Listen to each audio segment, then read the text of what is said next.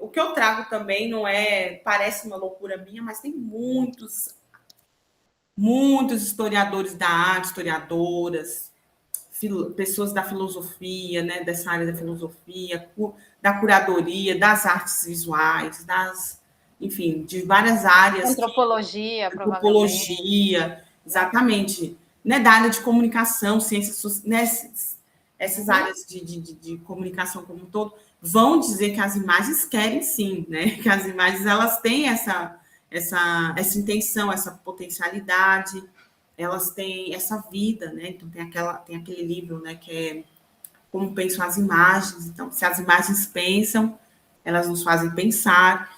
Então, desde os tempos imemoriais do mundo, né, de como o humano constrói e lida com as imagens, ele já traz a intenção dele, mas ele acredita, né, nessa magia que a imagem tem sobre nós.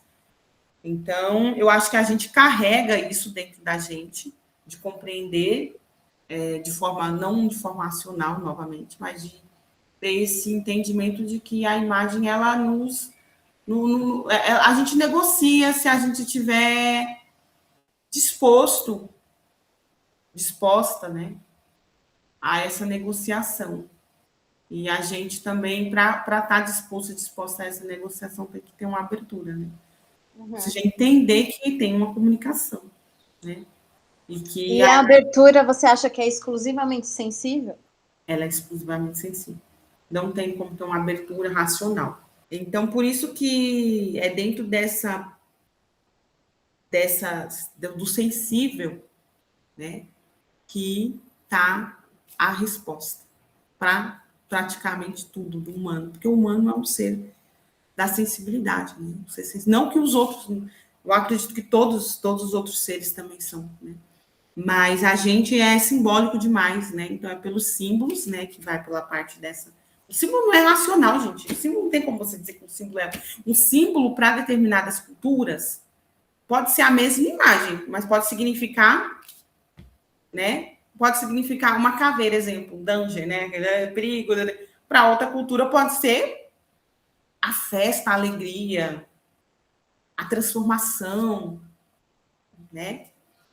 Então, a imagem como símbolo, ela vai direto nessa sensibilidade, né? No sensível mesmo, um ser que aquilo que toca, né? Que vai para um lugar muito também do complexo da alma humana, né? Então, acho que essas relações que é estabelecida, ela vai ser estabelecida direta com a alma. Aí entra em outros campos, assim, que eu não tenho tanto entendimento, mas que eu acredito que tem esse lugar muito sagrado, né? A gente falou de várias imagens e a gente não falou da imagem do sagrado, né? Então, não é à toa que muitas culturas vão ter as suas imagens sagradas de rito, né? De rituais, de culto. Então, se a imagem não fosse direto nesse lugar do sensível, não existiriam imagens de ritos, de culto, né? Imagens para celebração da vida, né? Da morte. Então, eu penso que por isso que a imagem ela está nesse lugar muito do sensível de fato, né? Não dá para. Elas não são meros registros históricos, né? Não. Por isso que é exatamente. Por isso que quando fala as imagens não querem nada, elas querem, né? Tem imagem que bebe, tem imagem que come. Como que elas não querem nada? Como que elas não precisam de nada, né? Então, isso vai depender muito da forma como a gente se relaciona, convive, e nosso contato direto com essas imagens, ela vai depender muito de como a nossa sociedade, como que a imagem transita nessa sociedade, né? Como hoje nós vivemos uma sociedade extremamente midiática, onde não encara a imagem mais como sagrada ou como ritualística, encara a imagem como consumo, vamos consumir, vamos coisa, produto, né? Aí inverte essa relação, inverte os sentidos, literalmente os sentidos. E não se tem uma comunicação. Então, a imagem vai servir para algo que muitas das vezes a pessoa que está recebendo a comunicação nem sabe que está a serviço, né, também dessa imagem. E nós vivemos esse grande caos. É um caos, eu diria que é um caos mesmo. Porque se você não entende essa relação que é estabelecida entre você e a imagem, você se torna praticamente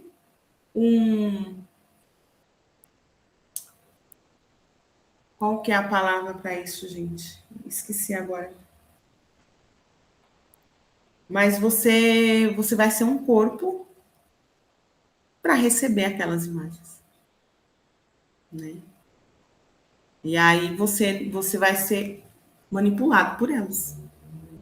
Então, essa é o grande risco social criativo, né? Que aí entra numa parte criativa também, real, vamos pensar uma coisa mais... Né? Se você não tem uma capacidade de criar com as imagens, só recebê-las e aceitá-las, você perde a sua capacidade de ser humano também, né? Que é a de criação de mundos.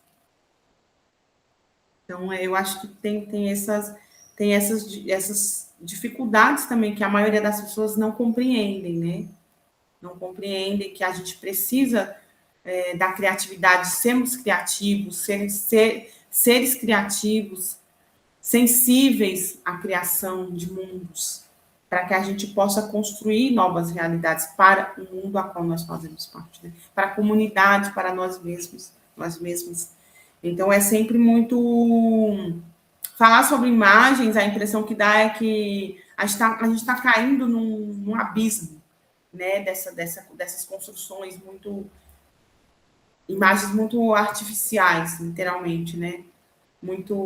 Elas são todas imagens plastificadas, praticamente. Elas são uma fábrica, né? A fabricação de imagens que tem a mesma cara, que tem a mesma função, que tem a mesma cor, a mesma forma. É uma estética. Nós vivemos uma estética da repetição e que não é a estética que nos...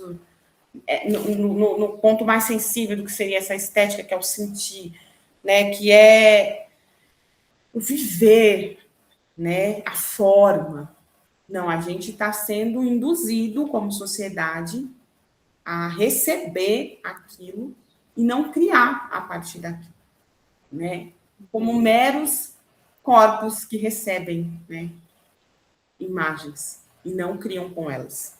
Eu acho que esse é, no meu ponto de vista, é a grande tragédia da humanidade do século XXI. É a quantidade de imagens, o excesso de imagens que as pessoas não conseguem se comunicar com elas.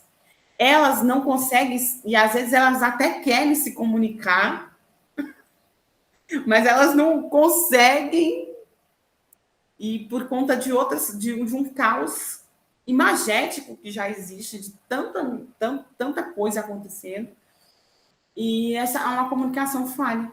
Aí é tipo um pane, assim, sabe? Um pane de comunicação, onde as coisas se tornam muito mais difíceis, né? Eu digo assim, a relação com esse mundo das imagens se torna mais difícil, tanto que as pessoas não lembram do que sonham, elas não conseguem imaginar outros mundos. Aí, por isso que a invenção de um final de mundo é muito mais interessante, uma coisa apocalíptica é muito mais legal, né? Estou dizendo como o cinema pensa. É muito mais interessante imaginar um mundo apocalíptico do que um mundo onde se tenha outras imagens, né? Não de destruição.